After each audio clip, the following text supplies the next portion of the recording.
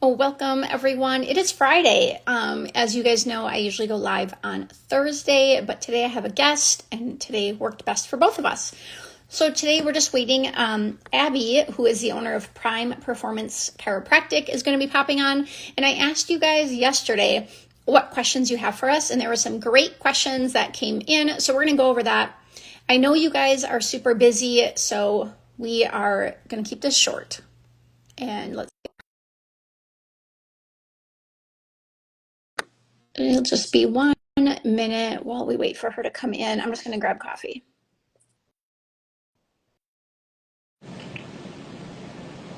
Hey, Abby. Hello, how are you? Good. How are you? Oh, good. Good. Good. So thanks so much for joining us on this live. We had a couple of great questions that came in, and I was just telling the people watching that we're both, like, we understand that they're busy this week, we're busy this week, so we're going to just answer these questions, and then anyone watching the replay, if you guys have additional questions, you can just post them below, and both Abby and I will respond, or one of us will respond, whoever the question is kind of geared more towards. Yes, of course. So first off, Abby, go ahead and introduce yourself. Tell us a little bit about you and what the exciting things that you have planned right now. So yes, I'm Abby Batcher. I'm from the Jefferson area. So that's about like an hour west of Des Moines. I went to Iowa State for my undergrad and then went on to Logan University for chiropractic school. And I graduated from that in December. I started my own business, Prime Performance Chiropractic and Therapies, after I graduated. So I do that part-time, and then I'm part-time at an office as an associate in Ankeny. So doing two things at once, doing lots of things. It's crazy, it's great. But in the last month, I was in Altoona since February, doing my own thing with Prime Performance, and then an opportunity came up in Jefferson for me to rent a building. So I will be moving to that building starting July 1st in the Jefferson area. Exciting changes, lots happening, but I'm excited to get back to my community, help my community, and just see where I can kind of go from there. So lots of changes happening, lots going on, but all exciting things and part of growing a business. That is so true. It's kind of like we're on opposite ends of the spectrum. Abby is like just starting out with her business, and I am like older, seasoned. I will call it like levels. I have like leveled up. I've already, like done the brick and mortar. So yeah, Abby, if you have any questions, just let me know. Yeah, I will for sure. Yeah, it's kind of fun. It is a lot of fun. I tell everybody, I would not change anything for the world, but being a business owner is not for the faint of heart. So. It's definitely not.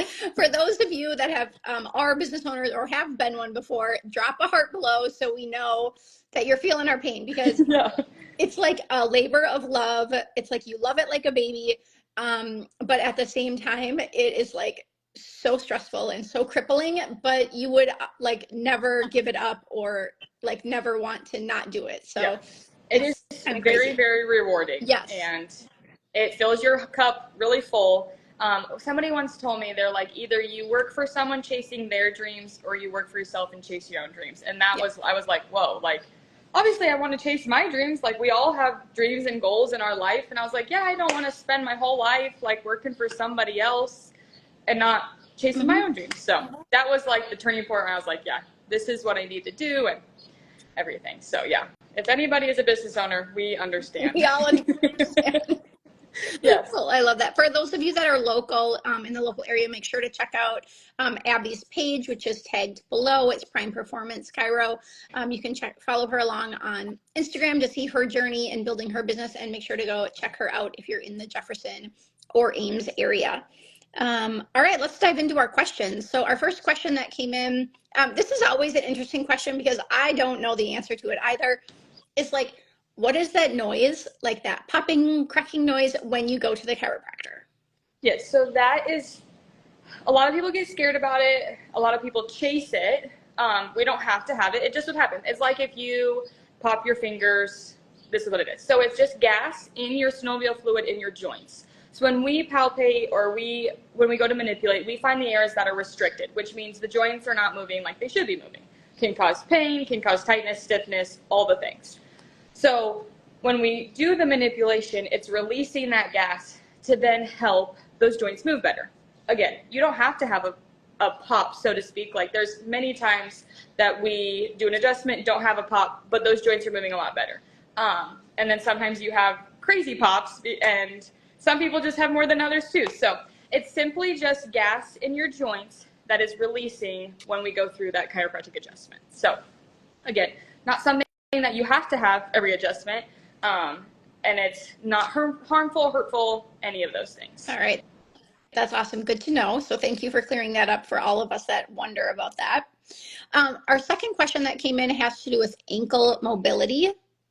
So the question was basically like, I feel like I have tight ankles. They're restricting me when I squat. They kind of hurt when I walk. And so I'll start off and answer how I would answer as a personal trainer, and then you can go ahead and answer from your point of view. Yeah. So from my point of view, I would tell you to do it's called ankle dorsiflexion mobility. I'm in a dress and sitting down, so I'm not going to show you right now, but I will put on shorts and show you how to do that in my stories. So head to my stories later today and I will show you how to do that. So that was the one thing I would do. And the other thing I would do is calf stretches, because if your calf is really tight, that can actually cause some pain in that ankle joint. So I would say like foam rolling the calf, massaging the calf, or just calf stretches. But I'll throw it to you now. And what are some other tips that you have? Those two are two of my top two also. I do have a video on my page. It's one of the most recent ones. I think I didn't go and look and see what I was wearing in the video, but I know it's an ankle and foot one. Oh, perfect. On my page. You know what? Maybe I will share that one to my story. Yes. So I will do that so all of you can see that. Yes, it's ankle and foot. So there's the dorsiflexion in like a half kneeling or a half lunge position, I think is how I do it. And then what we call ankle cars, which are controlled articular rotations, and it's just going through the range of motion of your ankle. So I think I do it in that video too, but it's simply just like going into plantar flexion and then rotating and then kind of just making like a big circle, going through all ranges of motion. Those are great. You can do those for neck, knee, hip, like cars are something we hammer to our patients all the time. So those two I would really focus on. And then again, I would focus on calf stretching. Even sometimes the quads and hamstrings can limit us. Sometimes the bottom of our foot, like our plantar fascia, can limit us. So just kind of focusing on the whole area, not just the ankle, but hitting the calf, the foot, everything. So I know that video is somewhere on my page. I'll find it. I will find it and I will share it to my stories so you guys can just check that out. And then also, yeah, that made me think of something when you said the foot. I sometimes get ankle pain. I used to when I walked a lot. So now I have like a small ball, like I did get it from a physical therapist, but you can get the ball from like Target. You can use a lacrosse ball, whatever. Yes. And you just put your foot on the ball and you just like roll nice and slow. It's kind of like foam rolling, but for the bottom of your foot. And so I do that a couple times a week, and that has really helped to eliminate any ankle or joint pain I'm feeling down there. I think that's on my video. I think that's in the video too. Okay. A lacrosse ball is, or like even like a tennis ball can be used as long as it's like decently hard and not like gonna squish, not like a stress ball or something. So yes, a lot of my patients that have, this is more probably for bottom of the foot stuff, but again, it can obviously help the ankle, is a frozen water bottle. So you can just put a frozen plastic water bottle in the freezer and then roll your bottom of the foot. Some patients absolutely love that. So that's another thing you could do instead of just doing a normal ball. And that's really nice too in the summer, I think, when people are like, we're hot, we're outside, and you do also maybe need a way to cool your body down. That's a great way to do that as well. Yes, exactly. All right. And then we did have a last question that came in this morning. So right before Abby and I talked, the question came in. So we'll just go through it. And the question is basically, it's kind of a long question. I'm just going to summarize it. So whoever wrote the question, if I did not summarize it correctly, please reach out to Abby or me to get it answered correctly. Basically, what I understood from the question was this person is super healthy. She works out. She eats healthy. So would chiropractic care benefit her at all? Yes. So I like to tell my patients that even if like they come in with an injury and we go through a treatment plan, like even like the once a month, some people call it like a maintenance exam or a maintenance adjustment or a maintenance visit. Some people call it just a private pay visit. Just coming in and just getting your whole body checked out. Sometimes you don't even realize that you are restricted or you're tight, or you're like, oh, that has kind of been hurting me lately. Like things kind of come up in conversation as I'm talking to my patients who come in once a month. So I would recommend that for anybody. I think it helps not only if you are exercising, eating well, all of the above, like keeping your body in check, keeping all of the restrictions unlimited in your spine, keeping any tight muscles, kind of loosen those up. Or again, like you could be sitting there like, well, yeah, maybe I've had a little bit of foot pain when walking. Like you're like, it's not a big deal because I work out, I'm healthy, I do all the things. You're like, I can live with it. But then when you come in, you're like, oh, maybe that has been bothering me more lately. We can talk through some of the things we just talked through about. These are little things you can do. I also like to say, like, sometimes it's just coming in and talking and getting stuff to put in your toolbox. So like a lot of the rehab exercises I do with my patients, I'm like, yes, you need to do them more often now, but now this is just a tool in your toolbox in case something happens, if the same injury happens again, etc. So then I'm always trying to just give little like exercises, rehab stuff for my patients to have in their toolbox for later down the road. So chiropractic care is for anybody and everybody. I think everybody should come in like once a month and just get treated and just make sure everything's in check to keep going. Working out, weightlifting, strength training can be like challenging on the body. Like I had a killer leg day the other day, and then I went for a run yesterday, and today I'm like, I can't even like sit up. I can't stand, I can't walk, I can't do anything.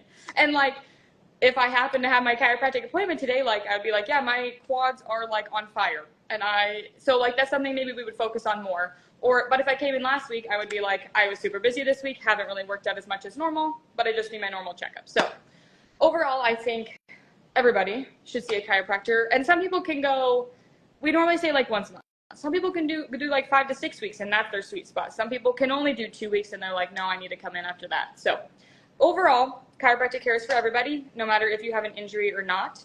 And I think everybody should have some chiropractic care. So. Yeah, I agree. I agree with everything that you said. I think even especially if you are super healthy, exercising, lifting heavy weights, you especially should see a chiropractor once a month, just because I feel like it's people like that. Like I'm talking to myself here too. Like we push, push, push. And sometimes we maybe push past our limit, or we maybe do things when we're tired, when we shouldn't, but we do that because it is habitual for us. And we maybe at that point like working out, or we don't want to, slow down. So that the chiropractic care, the once a month care that you do go, or if you go a little bit more, for those people, me included, can really help us with like, where are we maybe at issue for an injury, or where do we have mobility issues?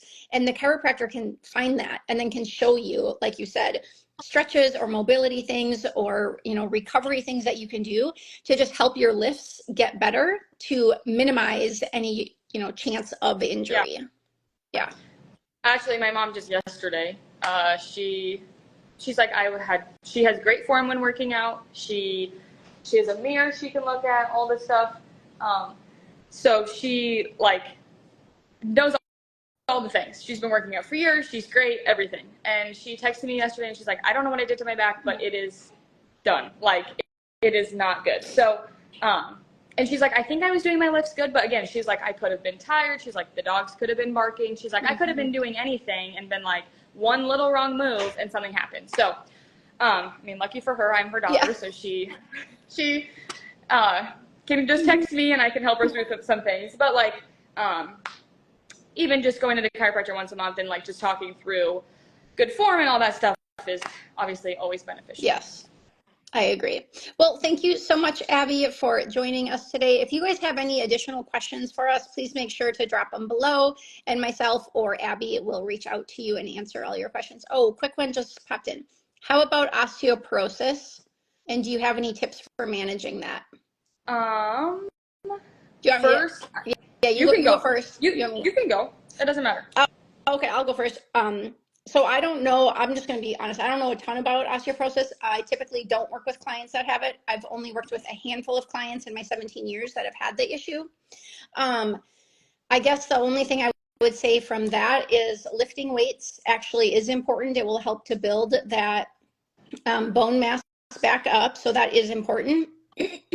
Having a little bit of impact is also important. So a little bit of jumping under a controlled environment is important. And so you would need to do the jumping correctly, and you would need to do it so you understand how to do it correctly for your body. But then also making sure you're getting enough calcium and vitamin D in so that your bones can like grow stronger. So those are my 3 quick tips. What are yours? I honestly, that's the same thing. I think a lot of people get scared with osteoporosis that they're like, oh, I shouldn't be working out. I shouldn't be doing these things. If it's managed correctly, you can do all of those things. And obviously, like, education is key on this. And I haven't dealt with a lot of it either, so I don't have like firsthand experience, but just from school, education, stuff like that. Strength training is really important. And it's not even just for osteoporosis, but for everybody. Like, as you age, strength training is super important. So strength training is important, but knowing your limits and knowing how to do everything correctly to not get injured further.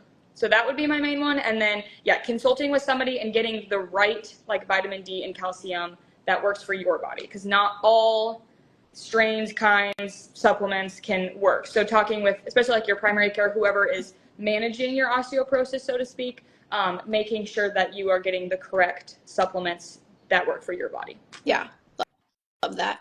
I don't think people realize how important supplements are to helping with osteoporosis or even osteopenia. Yeah. So so check into that. There has also been some research, some chitter chatter, if you want to listen to Dr. Mark Hyman on HRT and helping with osteoporosis and osteopenia as well. So you can go check out that podcast, Dr. Mark Hyman, for more of that research that has come out as well. So, all right. Well, thank you so much. Happy Friday, everyone. And we will chat with you all again soon. Yes, thank Bye. you. Have a good weekend.